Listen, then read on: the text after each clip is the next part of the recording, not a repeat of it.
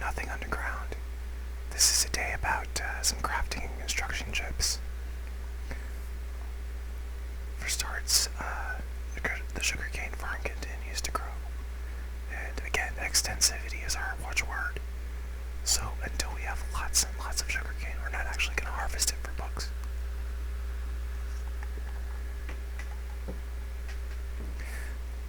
Now what I'm going to show you today is some working with Aquatecture.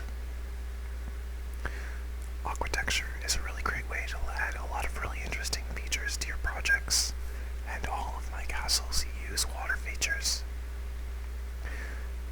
So, what I'm going to show you today is a means by which we can create a waterfall that is 1, 2, 3, 4 blocks wide, but that uses only one bucket of water to power the entire thing.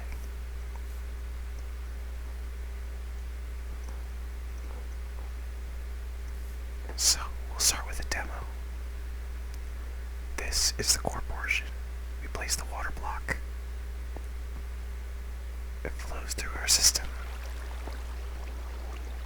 And the aqueduct functions just as we intended to.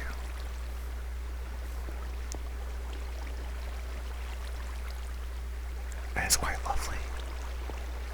Now, these kinds of techniques can also be used when you're doing large-scale aquatecture. In those cases, you can use this to split water for use in multiple applications inside of the building. Working with water has lots of advantages to it. It's also very pleasing to look at, and you can use it for a number of defensive measures. In an earlier video, we already talked about the use of water to help us build navigation beacons. Whenever I work with water, one of my key design goals is to minimize the number of buckets of water that I have to draw in order to make the structure function.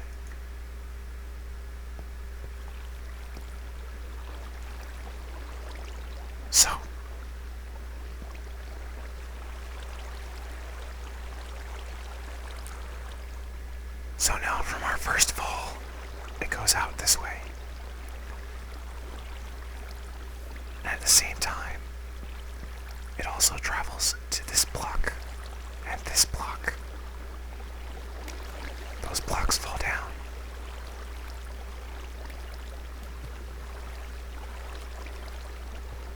And allow the water to escape from the lower holes on the front of the structure.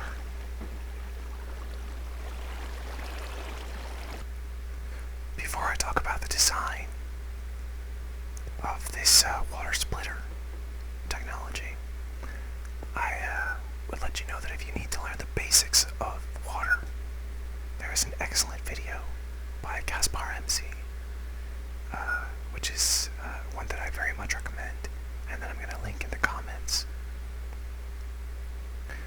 description, what have you. That video will give you everything you need to know about the behavior of water. And once we understand how water behaves, then we can start doing architecture like this.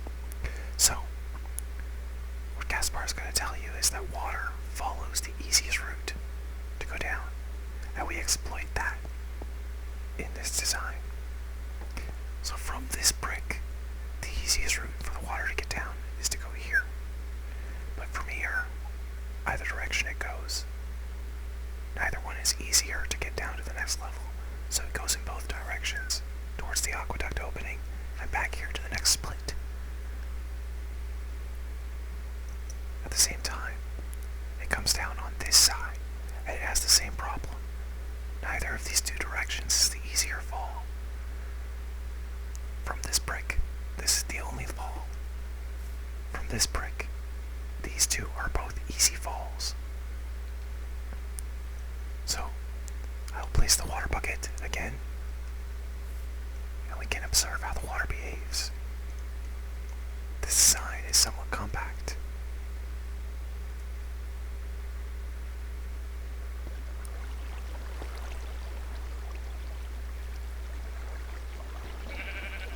So, now we have the waterfall.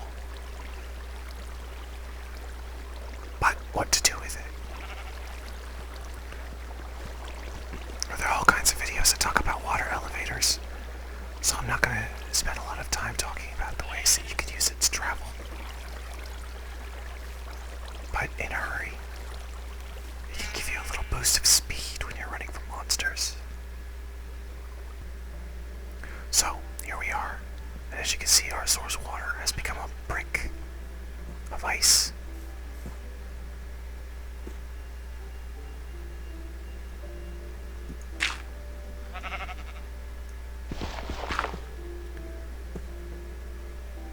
Now the ice block does not provide the water for a waterfall, so unless we want to keep having to do this, or we come back and we break it over and over again, we have to solve the trouble of keeping the ice from freezing over. Now fortunately that's easy, but we're going to do this using a facade. So,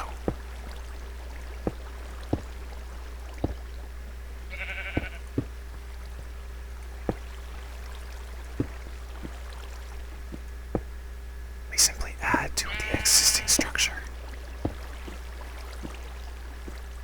and add this torch. Now that torch is enough to keep that block from freezing, and as long as that block is still liquid, then we can trust that our waterfall will function.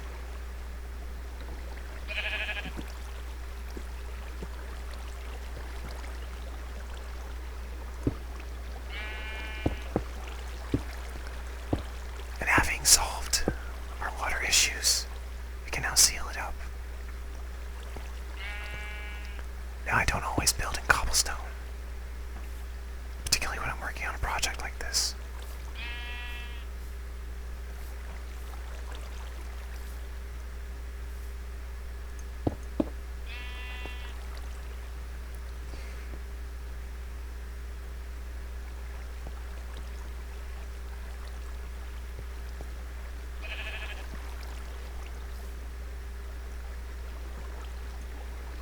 But we're going to use the cobblestone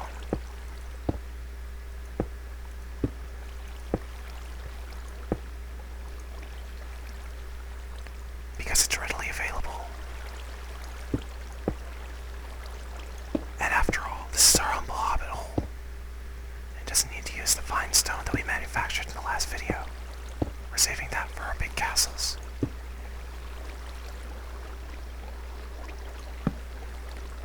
Now we're just going to place some torches up here, because the last thing that we want as we go down to go to sleep is for a creeper to spawn and blow up everything that we just built.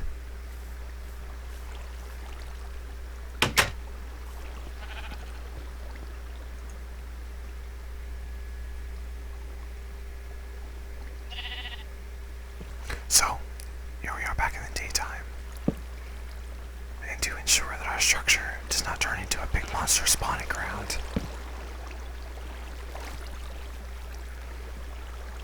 we light it appropriately.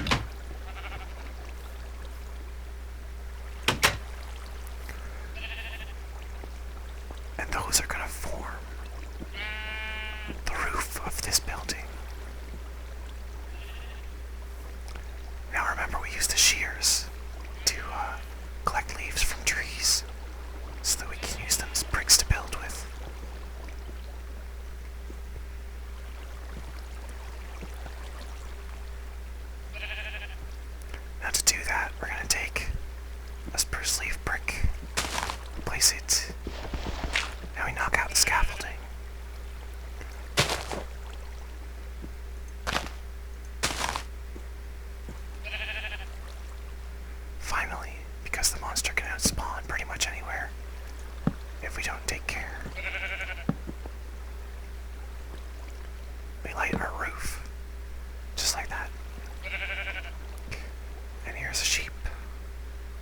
The other good target for the shears. Finally, remove this scaffold.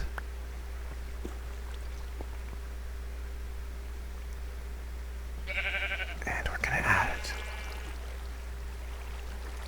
one more block right there. And here we have it. Now, it's not terribly pretty, is it? So,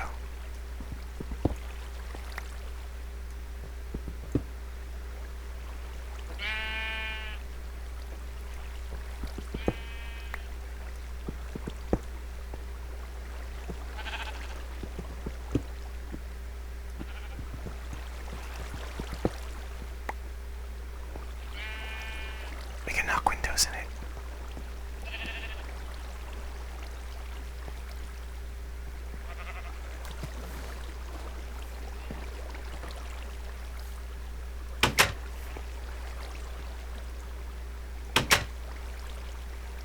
Finally.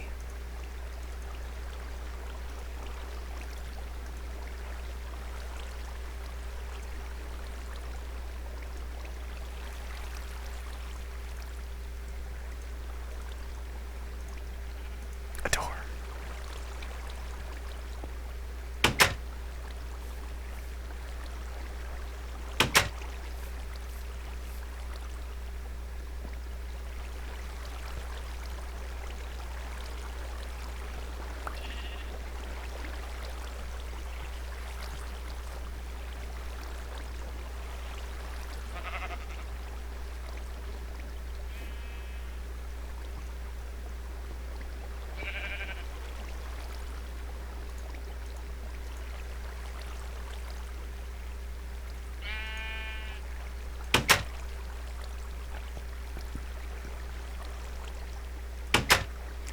Now with that, we've built a watchtower with a tree canopy and a lovely waterfall. Let's improve the view.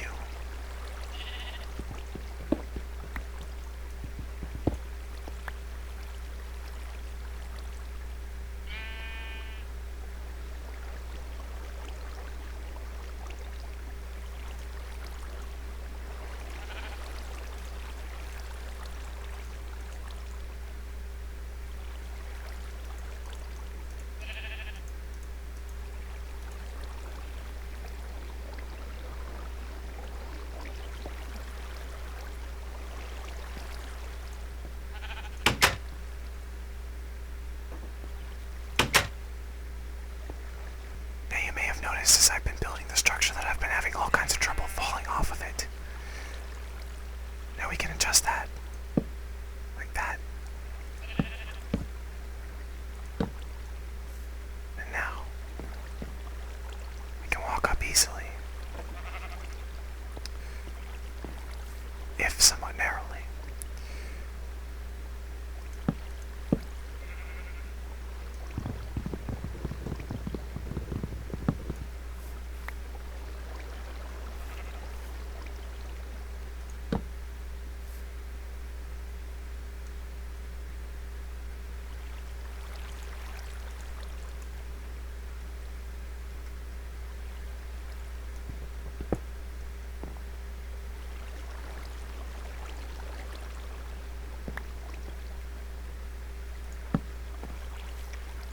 So,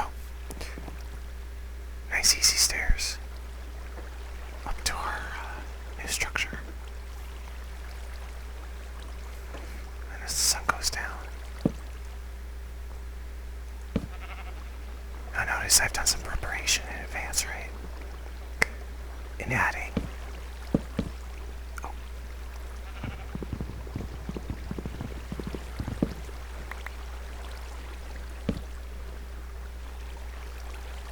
Just so many as I would need to make it an easily travelable stairwell.